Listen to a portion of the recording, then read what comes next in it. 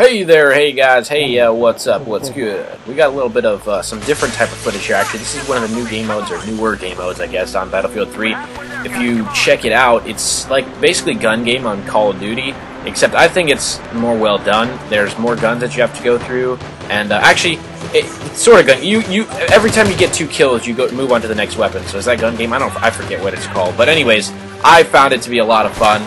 And it also gets you to level up all your guns that you never play with in the game. So when you do want to try and use them, you don't have to start from scratch. You got attachments and things like that. But I think it's a lot of fun. Definitely puts that pressure on, because usually you're not watching your KDR and it doesn't matter how many times you die. Yeah, well, with this, it matters because you want to be in first place and win this freaking match. So it gets the adrenaline going, that pump. If you like that feeling, definitely a game mode you're going to want to check out. But anyways, enough with the footage there, being as I just molested that guy all over his face there. He died. Look at this, watch, ready? Mow this dude down. There's another guy coming. Oh, hop around the corner. I got you. I only got 49% health. Oh, I got him! Yeah. Anyways, enough of the gameplay. Let's get back into the topic. So basically, before I get started, actually, in the description and possibly an annotation on the screen, there's something about a shirt that I designed. I actually made it for myself, just because I wanted to make it, and I figured you guys may like it as well, the design of it, so I left it up there for you to possibly buy if you'd like to. I literally make $1 a shirt. That's all I make. So if you were to buy it, so it's not like I'm trying to make any money off this. It's literally $1. That's just because I get royalty for designing the designs. So anyways, I'm not trying to make money off it. It's just something that I literally bought for myself, and I'm actually wearing it right now. So I just wanted to show you guys because I thought it was something cool that I'm proud. Okay, anyways, back to the topic. The topic is guns as usual. You know, guns and gun laws and this stuff. People are like, oh, I'm so sick of hearing about this. Why isn't this done yet? I mean, people stop talking about it. Why do we need to keep talking about this with commentaries? The problem is it's not actually done. A lot of people have kind of hopped off the bandwagon or kind of put it off to the side and not made it so much of a priority to take care of anymore. And that being said, the people who really want to push this through have not done that. The people that are on defense, which would be us, trying to defend these laws being put in place to remove our gun rights, are the ones who are kind of like, you know, we're just tired of the fight, man. Just like, you know, just that's it. Just leave it alone. But these people want to push it through so bad that, I mean, they don't sleep on it. They just constantly are trying to push this stuff through, and it's not a good thing. And us being, you know, kind of getting slacking off a little bit, myself included. It's going to be the downfall of this, and to our detriment here. So I think we need to be aware. A good YouTuber to watch out for is nutnfancy. That actually, he inspired that shirt. The front design on that shirt that's in the description and the annotation was actually inspired by him and some of his videos and things like that. His thought process, which I very much like the way that he thinks as far as sheepdogs and things. So other than that, basically my main point is, we need to be contacting our representatives in or out of state. And I don't do it enough, or really I mean, I don't do it often enough at all. I've done it a couple times, handful of times, not many more. I'm sure plenty of people have done it way more than I have, and I'm sure plenty of people have done it way less than I have. But something interesting that I found out as far as gun laws and fighting back, there are a lot of politicians, actually a handful, across different states in the country, I'm talking about the United States anyway, that actually take their letters from citizens as far as opposing and in confirmation of or in support of a bill, and they stack them in 2 piles. You know, who's opposing, who's for it, and then they just weigh them and see which one's heavier. And whichever one's heavier, that's the way that they would vote, because basically they're pleasing the majority of people, or the majority of people that reached out to them. You understand that? So really, it's not that hard to write a letter, or even write one letter out and then send it to multiple congresspeople, or email it, or whatever you want to do, or make a phone call. You know, I mean, sometimes making a phone call can be intimidating, and then they answer the phone, and then you're just like freeze up, and you're like, oh crap, what do I say? I don't know. So writing a letter may be easier, and just write the same letter, and then copy it, or print it out, or send it, or whatever, to as many, you know, to different congresspeople, and it really does make a difference. Believe it or not, it actually does, and they do listen to you to a degree.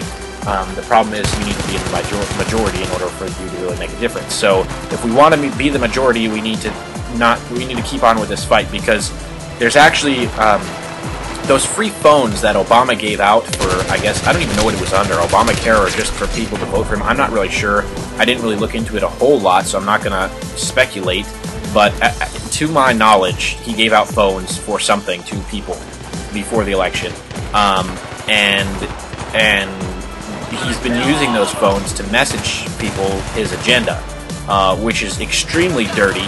I mean, it's, as a business person, it's a wise idea, very, very wise. He's not a stupid guy, or at least the people that are doing his campaigning with him are not stupid people. The problem is they're for the wrong things. And usually tyrants and communists and things like, they're not stupid at all. They're, in fact, are very smart, because it's not easy to convince a group of people to be in support of something that is to their detriment. So you need to be pretty smart individual in order to convince people to do that. And I'm just saying, I'm just throwing that out there. Throughout history, it's happened over and over again, and people have done it. They're not stupid. A lot of times people write them off as stupid, and that's a problem, because the first mistake, the biggest mistake you can make is to underestimate your enemy. Once that happens, then you're in big trouble once you figure out that you underestimated them.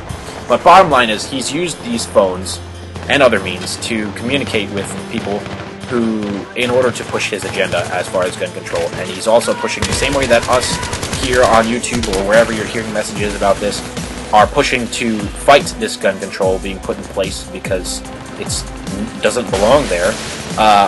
He's telling his people that support him to do the same thing in opposition of it, though, or not in opposition, in agreement with the bills to be passed. So he's getting people rallied up to send letters. So if that doesn't tell you that it makes a difference, I don't know what will, because he's telling his people to do that, and people that support him and his thought process to do that. So he's not dumb. He's doing it for a reason. If he's doing it, I think we should at least be matching the same efforts as him. And if we only match the same efforts, more than likely we're going to lose anyway. We need to exceed their efforts put in place by those who oppose the point of view that was put together by our founding fathers when this country was founded. Another thing to keep in mind is watch out what you're learning in school and history.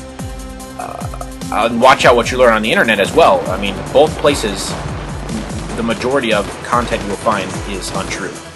In school books, as well as, obviously, entertainment, movies and things, also on the internet. Obviously, everyone knows what's on the internet, can be put by anyone. So, check your sources of everything. Just because somebody is supposedly certified who wrote your school textbook, that really doesn't mean crap, because someone can make up a certification on the internet as well and say they're certified, and that shouldn't mean crap, because it doesn't. But it's the same thing. So keep that in mind, and don't take anything at face value, whether, like I said, it be something from text you've read in school, online, somewhere, something that someone has said. Don't ever take anything at face value. Always dig deeper, as deep as you can, to find the bottom line. And put yourself in the place of other people. The best thing that you can do in order to win a battle of any kind is to put yourself in the shoes of your enemy and figure out what they're trying to do, or what you would do in their place, and then what they would do in their place. And if you can think moves ahead, it's like chess. Everybody always compares everything to chess. Why do we always compare to chess? Why can't we compare to, like, checkers or something? Well, because checkers is just not that complicated, I guess. But anyways, in chess, you think ahead of what your opponent's going to do. You think ahead of at least what you're going to do a couple moves ahead. And then, if your opponent does something, you have a second plan for what your move will be instead if he moves his pieces a certain way, where your move that you wanted to do is not going to work or be as effective anymore. It's the same kind of thing you want to do here. So you're trying to think about what their plan is. You're trying to assess the way they've been behaving, how they've been moving their pieces, how they've been forming their troops, if you will, their pieces on the board, what it looks like they're going for, what they may be going for, and trying to hide.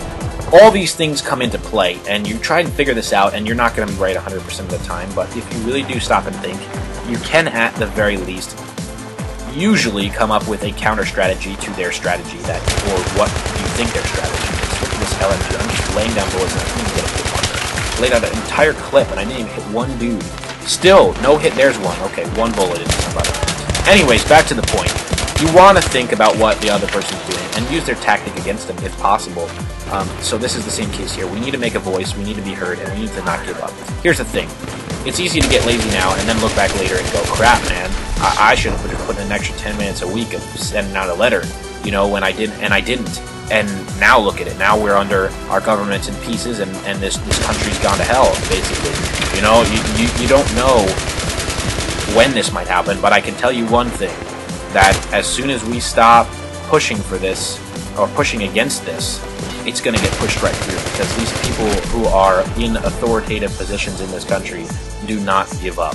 They just, that's all they're there to do, is for power. And my other question is, for instance, if I were to end up ruling the world, you know, if I gained all the power, that I ruled the entire world, everybody was subject to me, and I had people in place to help me obviously do that, I would literally get bored. I would actually probably be overwhelmed, first of all, and I would just get bored. I'd be sick of it. I wouldn't want to do that. So I don't see what the appeal is to these people who want to take over countries and take over the world. Why do you want this power?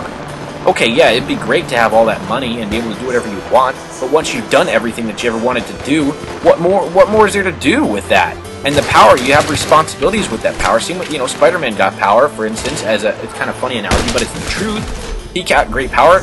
He had great responsibility with that. He needs to handle things with it, and couldn't just sit back and enjoy his new power and do things that are awesome all the time, even though he did. He couldn't just do that all the time. There were things he needed to take care of and handle, and stress that came along with that. So why in the world would you want to take over the world? Even if you were given it on a platter, why would you want to do it? I just don't see the appeal that people kind of see in that. You know what I'm saying?